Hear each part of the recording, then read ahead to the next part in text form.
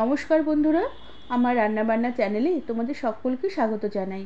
আজ আমি আলু ফুলকপির একটি নিরামিষ রেসিপি বানাবো।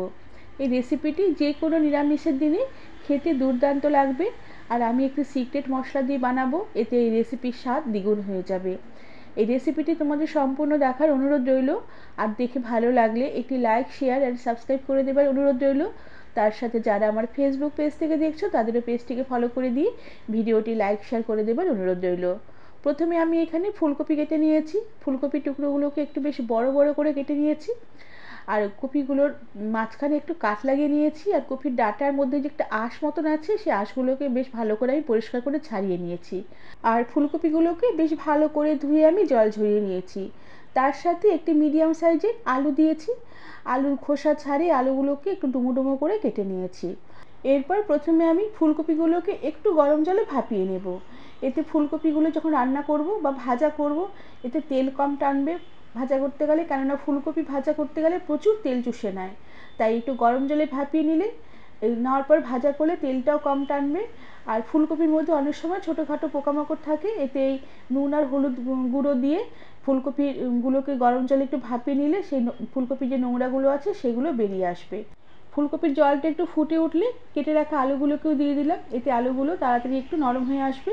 এবার ঢাকা দিয়ে কিছুক্ষণ আমি একটু ফুলকপিগুলো আর আলুগুলোকে ভাপিয়ে নেব। আর ততক্ষণে আমি একটি সিক্রেট মশলা বানিয়ে নেব।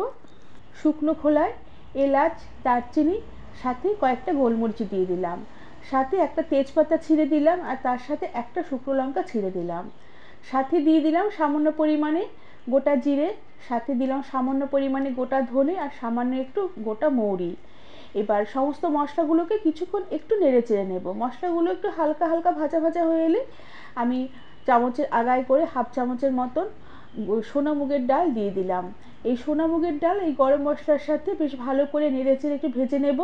আর খুব সুন্দর একটু যখনই হালকা হালকা ভাজার গন্ধ বেরোবে, এই সমস্ত মশলাগুলোকে আমি কড়া থেকে নামিয়ে নেব। নামিয়ে মশলাগুলোকে একদম ঠান্ডা করে নিয়ে একটি মিক্সার জারে দিয়ে দিলাম। এবার এতে দিয়ে দিলাম আমি এক টুকরোর মতন আদা, সাথে দিয়ে দিলাম কয়েকটা কাঁচা লঙ্কা ভেঙে ভেঙে দিয়ে দিলাম। ঝালটা তোমরা তোমাদের নিজেদের রুচি অনুযায়ী দেবে, কেননা এতে শুকনো লঙ্কা দেওয়া আছে, গোলমরিচে দেওয়া আছে। এবার অল্প জল দিয়ে সমস্ত মশলাগুলোকে বেশ ভালো করে মসৃণ করে আমি পেস্ট করে নেব। এরপর এই কড়াতেই আমি পরিমাণ মতন তেল দিয়ে দিলাম। তেল গরম হয়ে উঠলে প্রথমে তেলে দিয়ে দিলাম অল্প পরিমাণে একটু নুন ছড়িয়ে দিলাম, আর সাথে অল্প একটু হলুদ গুঁড়ো ছড়িয়ে দিলাম। এবার যে ফুলকপি আলুগুলোকে ভাপিয়ে রেখেছিলাম, এবার প্রথমে ফুলকপিগুলোকে তেলে দিয়ে দিলাম। প্রথমে ফুলকপিগুলোকে আমি একটু ভেজে নেব। এবার ফুলকপিগুলোকে তেলের মধ্যে একটু নেড়ে চেড়ে নেবার পরে আমি এক চিমটির মতন চিনি ছড়িয়ে দিলাম। চিনি দিয়ে ফুলকপিগুলোকে ভাজলে তেলও কম টানবে, আর ফুলকপিগুলোর স্বাদও বেশ ভালো হবে। এবার ফুলকপিগুলোকে বেশ ভালো করে নেড়ে চেড়ে কিছুক্ষণ একটু হালকা করে ভেজে নেব। আর সমস্ত কপিগুলো ভাজা হয়ে গেলে আমি কড়া থেকে উঠিয়ে রেখে দিলাম। এরপর এই কড়ার এই তেলেই আমি বাদবাকি রান্নাটা করব। আর আমি তেল দেবো না, তবে এই তেলে আমি সামান্য একটু চামচের আগায় করে অল্প করে একটু ঘি দিয়ে দিলাম। এতে যে রান্নাটা করব, রান্নার স্বাদও বেশ ভালো হবে, গন্ধও বেশ ভালো হবে।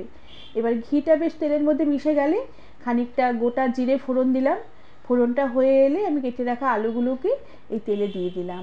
এবার আলুগুলোকে তেলের মধ্যে একটু নেড়ে চেড়ে নেব, হালকা করে আলুগুলোকে একটু ভাজা ভাজা করে নেব।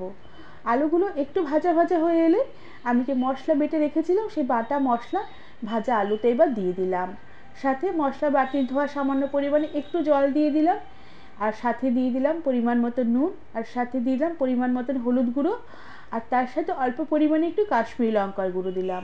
এটা অপশনাল, তোমরা দিতেও পারো, নাও দিতে পারো, তবে দিলে পরে এই রেসিপির রঙটা একটু ভালো আসবে। এবার সমস্ত মশলাগুলোকে বেশ ভালো করে আলুর সাথে নেড়েচেড়ে কষিয়ে নেব, যতক্ষণ না মশলার জল শুকিয়ে গিয়ে একদম তেল সেপারেট হয়ে আসে। তবে মশলা বেশ ভালো করে নেড়েচেড়ে দিতে হবে, কেননা যেহেতু একটু মুগ ডাল ভেজে গুঁড়ো করে দেওয়া আছে, তাই মশলাটা একটু থকথকে হয়ে আছে। তাই অল্প অল্প জল দিয়ে সমস্ত মশলাগুলোকে বেশ ভালো করে সময় নিয়ে একটু নেড়েচেড়ে কষিয়ে নিতে হবে। আর এভাবে বারে বারে অল্প অল্প জল দিয়ে মশলা বেশ ভালো করে কষিয়ে নিলে রেসিপিটা খেতেও বেশ ভালো লাগবে। মশলাটা কিছুক্ষণ কষিয়ে নেবার পরে যে ফুলকপিগুলোকে ভেজে তুলে রেখে দিয়েছিলাম, সে ভাজা ফুলকপিগুলোকে এবার মশলাতে দিয়ে দিলাম। এবার এই ভাজা ফুলকপিগুলো মশলার সাথে আলুর সাথে বেশ ভালো করে নেড়ে চেড়ে আবারও কিছুক্ষণ একটু কষিয়ে নেব। এতে মশলার যে ফ্লেভারগুলো এই ফুলকপির মধ্যে ঢুকবে, ফুলকপিটা একটু মশলার সাথে মজে আসবে আর রেসিপিটি খেতেও বেশ ভালো লাগবে। কিছুক্ষণ মশলার সাথে আলু ফুলকপি বেশ ভালো করে নেড়েচেড়ে কষিয়ে নিয়েছি। সমস্ত মশলা বেশ ভালো করে কষানো হয়ে একদম পুরো তেল ছেড়ে এসেছে। এবার আমি ঝোলের জন্য পরিমাণ মতো জল দিয়ে দেবো। জলটা আমি খুব বেশি একটা দেবো না, খুব একটা রেসিপিটি ঝোল ঝোল বানাবো না, তবে ফুলকপি আলু যাতে সেদ্ধ হয় সেই মতন করে জল দিতে হবে। আর এখানে আমি গরম জলই ব্যবহার করেছি। জল দিয়ে বেশ ভালো করে নেড়ে চেড়ে নেব। আর এরপরে আমি কয়েকটা কাঁচা লঙ্কা ভেঙে ভেঙে দিয়ে দিলাম। এতে ঝোলের যে স্বাদটা এটা বেশ অনেকটাই বেড়ে যাবে। এরপরে আমি ঢাকা দিয়ে রেখে গ্যাসের আঁচ একটু কমিয়ে দিয়ে রান্না করতে দেবো। তবে বারে বারে একটু কড়ার তলাটা নেড়ে চেড়ে দেবো, যেহেতু এখানে মুগ ডাল ভেজে গুঁড়ো করে দেওয়া আছে, তাই কড়ার তলায় ধরে যেতে পারে তাড়াতাড়ি। বেশ কিছুক্ষণ এভাবে ঢাকা দিয়ে রান্না করে নিয়েছি। আলু ফুলকপি খুব সুন্দরভাবে সেদ্ধ হয়ে মজে এসেছে আর ঝোলটা বেশ অনেকটাই ঘন হয়ে এসেছে। সব শেষে উপর থেকে একটু শাহি গরম মশলার গুঁড়ো ছড়িয়ে দিলাম। আর তারপরে উপরে সামান্য একটু চামচে আগায় করে ঘি ছড়িয়ে দিলাম। রান্নার শেষে আমি একটুখানি কাঁচা ঘি যদি ছড়িয়ে দেওয়া হয়, ঘিয়ের গন্ধটা থাকবে, কেননা প্রথমে তেলের মধ্যে ঘি দিয়েছি, রান্না করতে করতে ঘিয়ের গন্ধটা তাড়াতাড়ি উবে যায়, তাই শেষে একটু কাঁচা ঘি ছড়িয়ে দিলাম। এতে ঘিয়ের গন্ধটা এই রান্নার রেসিপির মধ্যে থাকবে, খেতেও বেশ ভালো লাগবে। এবার গ্যাসের আঁচ বন্ধ করে দিই, ঢাকা দিয়ে রেখে কিছুক্ষণ আমি স্ট্যান্ডিং টাইমে রেখে দেওয়ার পরে এই ফুলকপি আলুর রেসিপিটি আমি সার্ভ করে দেবো। বন্ধুরা, আমার আজকের এই ফুলকপি আলুর রেসিপিটি তোমাদের কেমন লাগলো আমাকে তোমরা কমেন্ট করে জানাবে। ভালো লাগলে একটি লাইক, শেয়ার আর সাবস্ক্রাইব করে দেবার অনুরোধ রইল। তার সাথে পাশে থেকে বেল আইকনটি প্রেস করে দেবে, যাতে আমার সব নতুন ভিডিও নোটিফিকেশান সবার আগে তোমাদের কাছে পৌঁছে যাবে। আজ তাহলে আসি, পরে আবার একটি অন্য কোনো নতুন রেসিপির সাথে দেখা হবে। ধন্যবাদ বন্ধুরা।